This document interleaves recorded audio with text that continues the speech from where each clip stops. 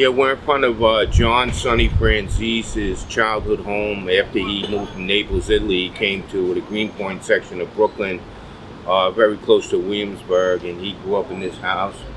It's got to be, I don't know, it's got to be 100 years old now, if not more. It's right on the corner of Leonard and Jackson Street. And this was basically his neighborhood for many years in the 50s, 60s, 40s. In the previous video, I talked to somebody from the New York Post about how much Sonny hated the Regal Heights nursing home, but you know, it never really had to be, because I did warn him numerous times about his son John, you know, being an FBI informant, and you know, obviously he didn't listen. You know, I had good information about what happened with John. You know, I remember driving in a car with him in Brooklyn around 2000, 2001.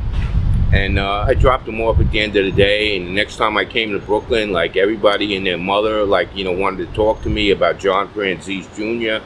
I was called into a social club on New Utrecht Avenue by Pastosa Ravioli. It was by 74th, 75th in New Utrecht. And Dominic Castori, he had the club there for about 40, 50 years. He was my mother's cousin, and he was older than me, and I called him my uncle. He was known as my uncle. He told me that, you know, John Franzese was a rat, and, you know, stay the hell away from him. And he also told me, he said, I want you to be the one to tell Sonny about his son, you know, that he's working with the FBI. A couple of days later, maybe a week later, was a Sunday, I went out to Staten Island, 211 Bracestead Avenue. It was the block of Jack Giordano's mother. Jack Giordano, Handsome Jack, he had a son that lived on that block. His ex-wife lived on the block. Rossi from the fish market, Genovese guy, he lived across the street. And when I went into 211 Bracestead Avenue, Millie Giordano, Jack's mother, was sitting at a table with her sister, Josephine Armone, and they said, that guy that you were with, John Franzese, he's a bad guy. And Josephine Armone said, he's a rat. And at that point, Dominic Giordano, another another Gambino mobster, Jack's brother and Joe's brother, he took me in the back, and we were on a what do you call, we're on a patio, kind of, and he said to me, you know, it doesn't come from my guys, it comes from Sonny's guys, that he's been an FBI informant for a long time. He wore a wire, and you know, at that time, I think Sonny got violated on parole. John was the cause of that violation. He went to jail, he came out again. Sonny was violated on parole again. Somebody was obviously tipping off parole that he was being seen with known criminals, that FBI would take pictures of Sonny and send it to his U.S. parole, and his parole would be violated. And it was his son every time. Jerry Capisi did an article on this, saying that John Franzese Jr. was an FBI informant, and exactly what he did. He ratted everybody out. Every time he wanted to get high or get some drug money, the FBI would be involved.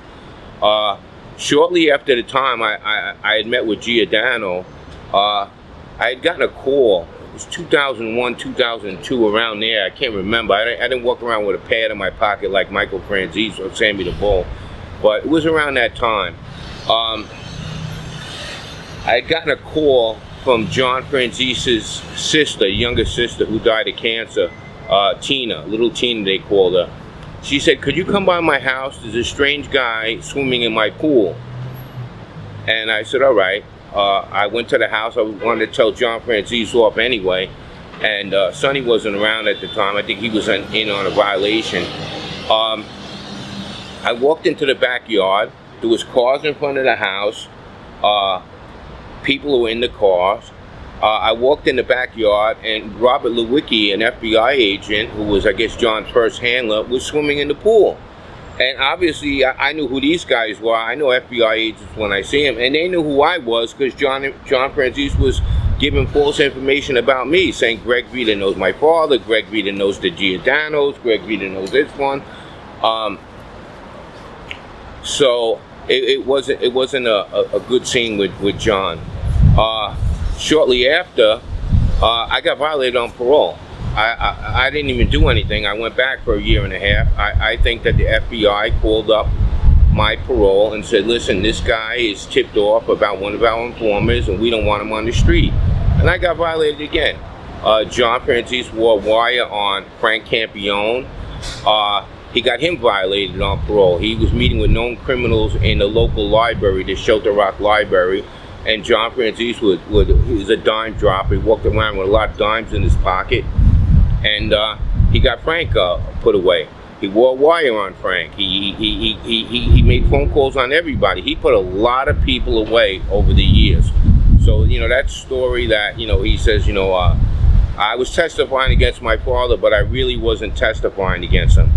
I think it was just a disgrace the way it was handled by the FBI. They were either giving John Franzese drugs or they're giving him money to buy more drugs and give information.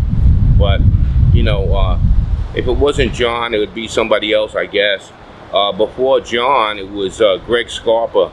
He was giving information about everybody. He gave a lot of information about Sonny over the years. He gave a lot of information about my mother's cousin, my uncle Dom Castori, identifying him as a captain in the Gambino crime family, and a crew with Carmine Lombardozzi and a bunch of other money-making guys. And he gave a lot of information. Greg Scarpa wasn't handled good either. He was out there killing people, committing crimes and putting other people in jail. He was basically the Whitey Bulger of the Italian mob. I was a good friend of John, Sonny Franzese. In jail, out of jail, good times, bad times. I remained loyal to him 100%. He gave me virtual control over trying to get him out of jail and basically telling his story. The story from Newsday was a one-sided story told by FBI agents and his rat son John to make themselves look better. I continue to write him every week. I continue to take his calls. I sent money in his commissary every week for 7 years. The majority of the money that was put in his account and confiscated was my money. There was one other person that sent him $100 a month, but they did it for about 6 months, and that was about it. I went all the way to the wall from the beginning to the end. I talked to his counselor numerous times, his caseworker. I talked to lawyers. I wrote President Obama numerous times. I talked to Al Sharpton for him. I wrote congressmen about his situation. He's too old to be in jail. He was falling, he couldn't walk too good. He would fall. He would get injuries again and again. He needed his rights protected in jail. They needed to know that there was a lawyer behind him. And I found Ken Aronson. I was friends with him a long time. Top-notch federal lawyer. Sonny had thanked me in many letters for getting, some help, giving him some hope while he was in there. Those detainers really needed to be dropped, and, everybody worked very hard to get him out of jail. Other people did absolutely nothing. He was also very thankful that I talked to Al Sharpton. I went down to the Action Center in Harlem, and I actually talked to him a couple of times. One time, I believe, was very successful. He really seemed to think that worked. People often ask me why I sent money to Sonny or got him an attorney and took care of him. It's simply because I cared more about him than his son Michael, who left his mother out to dry. So why wouldn't he do the same to his father? Michael really can't be trusted. Even the FBI agents in the past were so disgusted by him. Sonny didn't know what was going on. We didn't get any money from it. I don't know how to explain that any better. We never saw a dime. Next week. I lived in Staten Island during the 80s, and back then you couldn't walk 10 feet without bumping into a wise guy.